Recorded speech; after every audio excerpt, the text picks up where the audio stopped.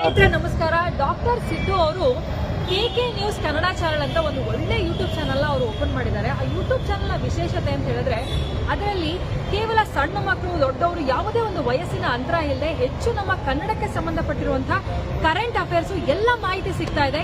ದಯವಿಟ್ಟು ಹೆಚ್ಚಿನ ಸಂಖ್ಯೆಯಲ್ಲಿ, ಅದರಲ್ಲೂ ನನ್ನ ಯುವ ಸ್ನೇಹಿತರು ಹೆಚ್ಚಿನ ಸಂಖ್ಯೆಯಲ್ಲಿ ಯೂಟ್ಯೂಬ್ ಚಾನಲ್ನ ಸಬ್ಸ್ಕ್ರೈಬ್ ಆಗಿ ಫಾಲೋ ಮಾಡಿ ಹೆಚ್ಚು ಕನ್ನಡ ಪರ ಜ್ಞಾನವನ್ನ ಬೆಳೆಸ್ಕೊಳ್ಳಿ ಅಂತ ಹೇಳೋದಕ್ಕೆ ಇಷ್ಟಪಡ್ತೀನಿ.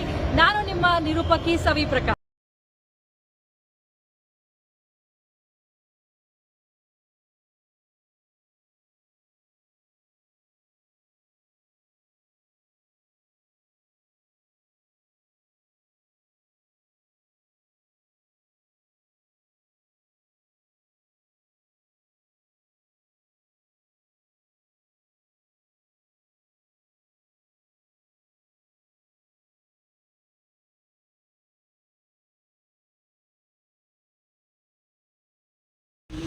ಬಡವರಿಗೆ ಹಸಿವಿನಿಂದ ತೊಂದರೆ ಆಗಬಾರದೆಂದು ಅಕ್ಕಿ ಭಾಗ್ಯ ಮಿತಿಯನ್ನು ಹೆಚ್ಚಿಸಿ ದೊಡ್ಡ ಮಾತಿನಂತೆ ತನ್ನ ಸರ್ಕಾರ ಬದ್ಧತೆ ಹೊಂದಿದೆ.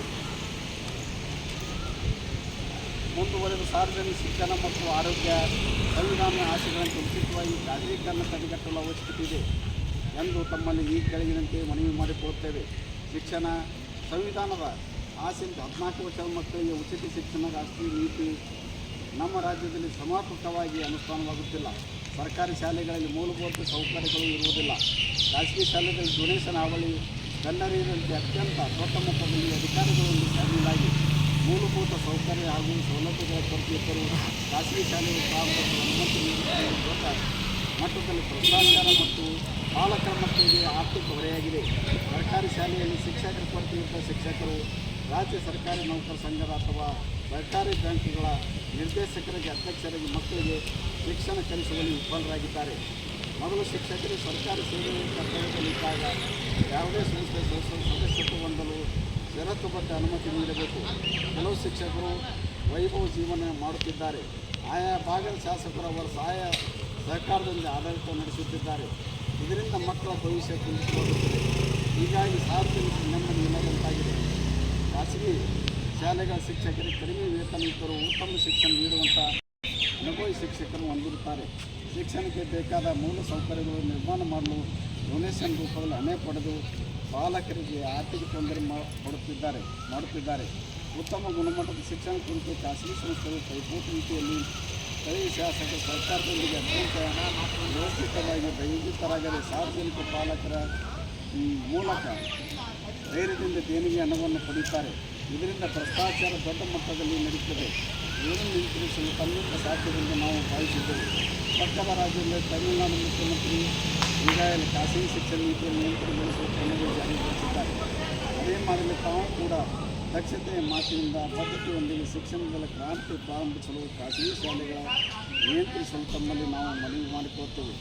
ಅದೇ ರೀತಿ ಸಾರ್ವಜನಿಕ ಆರೋಗ್ಯ ಸಂವಿಧಾನದ ಆಸೆಯಂತೆ ಈಗಾಗಲೇ ಪ್ರಧಾನಮಂತ್ರಿಗಳು ಆರೋಗ್ಯಕ್ಕೆ ಹೆಚ್ಚಿನ ಮಹತ್ವ ನೀಡಿದ್ದಾರೆ.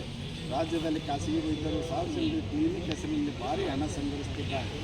ಆರ್ಥಿಕ ಇಲಾಖೆ ಇವರು ಯಾವುದೇ ರೀತಿ ಮಾಹಿತಿ ಕೊಡುವುದಿಲ್ಲ.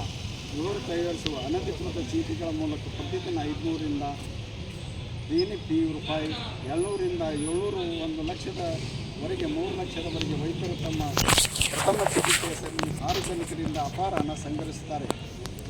ಜೊತೆಯಲ್ಲಿ ತಮಗೆ ಹೊಂದಾಣಿಕೆ ಆಗುವ ಔಷಧಿ ಅಂಗಡಿಯ ಮಾಲೀಕನೊಂದಿಗೆ ಮಾತುಕತೆಯ ಮೂಲಕ ಗೊತ್ತುಪಡಿಸಿದ ಔಷಧಿಗಳು ಚಿಕಿತ್ಸೆಗೆ ಅವಶ್ಯಕತೆ ಹೆಚ್ಚಿನ ಮೊತ್ತದ ಔಷಧಗಳು ಪೂರೈಕೆ ಮಾಡುವ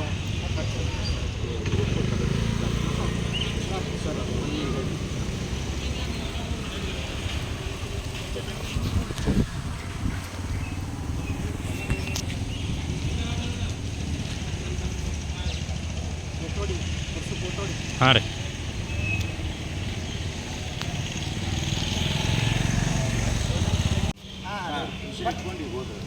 ಇವತ್ತಿನ ದಿವಸ ಮಾನ್ಯ ಜಿಲ್ಲಾಧಿಕಾರಿಗಳ ಮುಖಾಂತರ ಸನ್ಮಾನ್ಯ ಮುಖ್ಯಮಂತ್ರಿಗಳಿಗೆ ನಮ್ಮ ಕರ್ನಾಟಕ ರಕ್ಷಣಾ ವೇದಿಕೆ ಸ್ವಾಭಿಮಾನಿ ಸೇನಾ ಸಮಿತಿ ರಾಜ್ಯ ಘಟಕದ ವತಿಯಿಂದ ಮನವಿ ಸಲ್ಲಿಸಲು ವಿಷಯ ಕರ್ನಾಟಕ ರಾಜ್ಯಾದ್ಯಂತ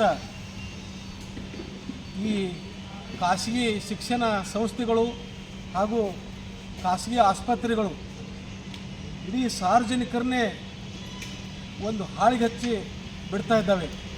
ಅದಕ್ಕಾಗಿ ಇದು ಸಾರ್ವಜನಿಕ ಸೇವೆ ಆದಂತಹ ಶಿಕ್ಷಣ ಮತ್ತು ಆರೋಗ್ಯ ಅನ್ನುವಂಥದ್ದು ಏನಿದೆಯಲ್ಲ, ಇಡೀ ನಮ್ಮ ರಾಜ್ಯ ಆಡಳಿತ ಕರ್ನಾಟಕ ಸರ್ಕಾರ ಏನಿದೆಯಲ್ಲ, ಇದು ಸಂಪೂರ್ಣವಾಗಿ ಉಚಿತ ಮಾಡಬೇಕು. ಎಲ್ಲ ಸಮುದಾಯದ ಸಾರ್ವಜನಿಕರ ಮಕ್ಕಳು ಶಿಕ್ಷಣದಿಂದ ವಂಚಿತ ಆಗಬಾರ್ದು. ನಾಳೆ ಇವತ್ತೇನು ಶಿಕ್ಷಣ ಪಡೆದ ಎಲ್ಲ ಸಮುದಾಯದ ಬಡ ಪ್ರತಿಭಾವಂತ ವಿದ್ಯಾರ್ಥಿಗಳು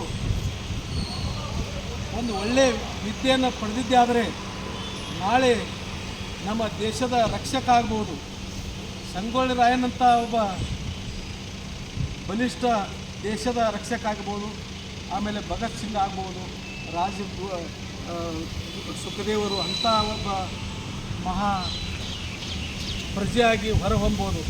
ಅದೇ ಒಂದು ಸರಿಯಾಗಿ ವಿದ್ಯೆ ಕಲೀಲಿಲ್ಲ ಅಂದರೆ ಅವರು ವಿದ್ಯೆ ಕಲೀಲಿಕ್ಕೆ ಹಣ ಇರಲಾರ್ದೇ ಎಷ್ಟೋ ವಂಚಿತರಾಗ್ತಾರೆ. ಅವರು ಸಾಕಷ್ಟು ವಿದ್ಯೆ ಕಲಿತು ಏನಾದ್ರು ಒಂದು ಸಾಧನೆ ಮಾಡ್ಬೋದು ಅನ್ನೋಂಥ ಒಂದು ಬಡ ಸಮುದಾಯದ ಹುಟ್ಟಿ ಆ ಶಕ್ತಿ ಇರಲಾರ್ದವ್ರಿಗೆ ಸರ್ಕಾರ ಉನ್ನತ ವಿದ್ಯಾಭ್ಯಾಸವರೆಗೆ ಉಚಿತ ದರ ಶಿಕ್ಷಣ ಪಡೆದಿದ್ದೇ ಆದರೆ ಅಂಥ ಒಂದು ನಮ್ಮ ದೇಶದ ಆಸ್ತಿ ಆಗ್ಬೋದು ಅನ್ನೋಂಥ ಉದ್ದೇಶ ಇಟ್ಕೊಂಡು ನಮ್ಮ ಕರ್ನಾಟಕ ರಕ್ಷಣಾ ವೇದಿಕೆ ಸ್ವಾಭಿಮಾನಿ ಸೇನಾ ಸಮಿತಿ ವತಿಯಿಂದ ನಮ್ಮ ಸನ್ಮಾನ್ಯ ಮುಖ್ಯಮಂತ್ರಿಗಳಿಗೆ ಮನವಿ ಸಲ್ಲಿಸ್ತಾ ಇದ್ದೀವಿ. ಇದ್ರ ಜೊತೆಯಲ್ಲಿ ಆರೋಗ್ಯ ಇಲಾಖೆ ಖಾಸಗಿಯವರು ಬರೀ ಒಂದು ಖಾಸಗಿ ದವಾಖಾನೆಗೆ ಹೋದರೆ 200ದಿಂದ 300, 500, 700 ಹಿಂಗೆ ಅವ್ರದ್ದು ಸ್ಟಾರ್ಟಿಂಗ್ ಫೀಸ್ ಇದೆ. ಆಮೇಲೆ ಕನ್ಸಲ್ಟಿಂಗ್ ಫೀಸು, ಆಮೇಲೆ 2,000ದಿಂದ 3,000 ತನಕ ಅವ್ರದ್ದು ಮಿನಿಮಮ್ ಬಿಲ್ ಮಾಡಲಾರ್ದೆ ಕಳಿಸೋದಿಲ್ಲ. ಆಮೇಲೆ ಜರ್ ಅವ್ರಿಗೆ ಅಡ್ಮಿಟ್ ಮಾಡೋದಾಯ್ತಂದ್ರೆ ಅವ್ರನ್ನಂತೂ 3 ಲಕ್ಷದಿಂದ 5 ಲಕ್ಷ ತನಕ ಅವ್ರಿಗೆ ಹೀರ್ಲಾರ್ದು ಬಿಡೋದಿಲ್ಲ. ಅವರು ಅಂಥ ಒಂದು ಖಾಸಗಿ ಆಸ್ಪತ್ರೆಗಳಾಗಿಬಿಟ್ಟಿದ್ದಾವೆ. ಈಗ ನಮಗೆ ಎಲ್ಲ ಸಮುದಾಯದ ನಾಗರಿಕರಿಗೆ ಏನಂದರೆ ಬೇಕಾಗಿದ್ದು ಉಚಿತ ಶಿಕ್ಷಣ ಮತ್ತು ಉಚಿತ ಆರೋಗ್ಯ. ಇವು ಎಷ್ಟು ಕೊಟ್ಟು ಉಳಿದ ಬೇಕಾದ್ರೆ ಭಾಗ್ಯಗಳನ್ನ ಕಡಿತಗೊಳಿಸಿ ಇವು ಎಲ್ಲ ಸಮುದಾಯದ ಜನರಿಗೆ ಶಿಕ್ಷಣ ಆಮೇಲೆ ಆರೋಗ್ಯ ಕೊಡಬೇಕು ಅಂಥೇಳಿ ನಾವು ಸರ್ಕಾರಕ್ಕೆ ಇವತ್ತು ಮಾನ್ಯ ಜಿಲ್ಲಾಧಿಕಾರಿಗಳ ಮುಖಾಂತರ ನಾವು ಮನವಿ ಸಲ್ಲಿಸಲಿಕ್ಕೆ ಬಂದೀವಿ. ಇವತ್ತು ಇಷ್ಟು ಹೇಳಿ ನನ್ನ ಭಾಷೆಗೆ ಪ್ರಧಾನ ಹೇಳ್ತೇನೆ.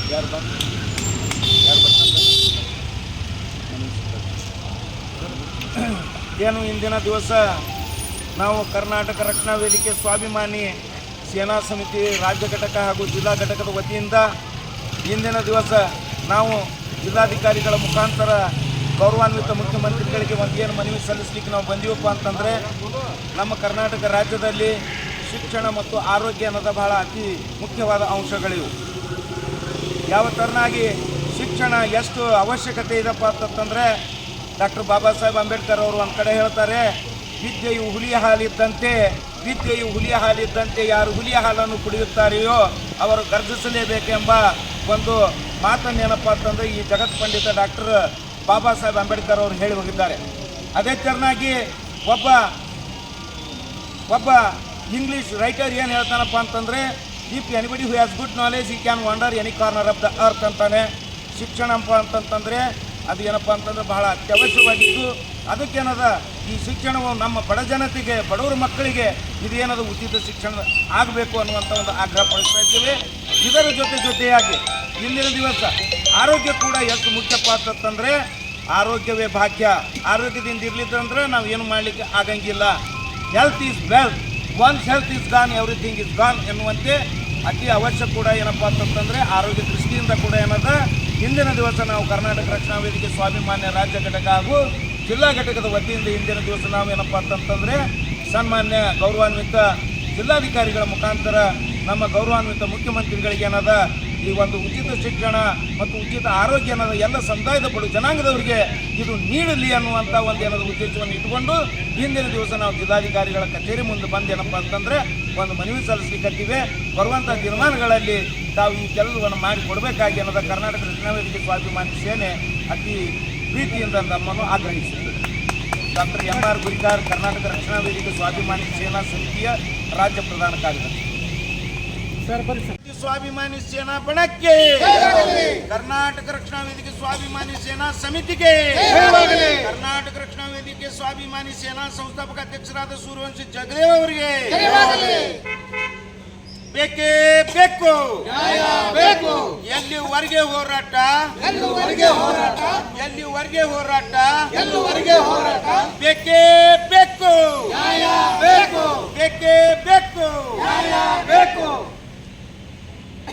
ಕರ್ನಾಟಕ ರಕ್ಷಣಾ ವೇದಿಕೆ ಸ್ವಾಭಿಮಾನಿ ಸೇನಾ ಸಮಿತಿಗೆ, ಕರ್ನಾಟಕ ರಕ್ಷಣಾ ವೇದಿಕೆ ಸ್ವಾಭಿಮಾನಿ ಸೇನಾ ಸಮಿತಿಗೆ ಏನೇ ಬರಲಿ, ಏನೇ ಬರಲಿ